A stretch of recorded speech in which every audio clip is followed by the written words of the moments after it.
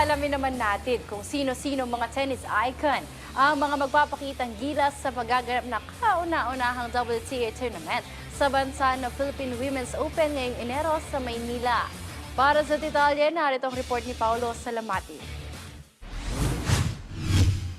Nakatakdang magtipon-tipon ng mga top-ranked tennis players sa pagbubukas ng Philippine Women's Tennis Open ngayong darating na ika-26 hanggang sa katapusan ng Enero sa bagong ayos na Rizal Memorial Tennis Center sa Maynila. Bagamat hindi pa rin sigurado kung makakalaro si Philippine tennis sensation Alex Ayala sa nasabing kompetisyon, siniguro naman ni Philippine Tennis Association Secretary General John Ray Tiangco na magiging star-studded pa rin ang nasabing kompetisyon. Pangungunahan ito ng dating world number 17 at Olympic silver medalist si Donna Vekic ng Croatia, kasamang ilang players sa top 100 ng WTA rankings na sina Tatiana Maria ng Germany, Xinyu Wang ng China, Solana Sierra ng Argentina, Lulu Sun ng New Zealand at Moyuka Uchijima ng Japan. Kasama rin sa 32-player main draw sina Yulia Putincheva ng Kazakhstan, Camila Osorio ng Colombia, Yue Yuan ng China, Simona Waltert ng Switzerland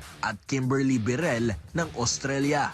Nagkaroon din ng wildcard entry si Alex Ayala at si Janice Chen ng Indonesia. Ngunit nakadepende ang paglahok ni Ayala sa kanyang performance sa Australian Open na magsisimula sa January 17 at magtatagal hanggang Pebrero. Kasalukuyan siyang nasa New Zealand para sa Auckland Open bilang paghahanda sa unang Grand Slam ng taon. Sa madaling salita, kung aabot sa ikatlong round si Ayala ng Australian Open, posibleng hindi na natin makitaan ng presensya ang Pinay tennis icon sa Philippine Women's Open.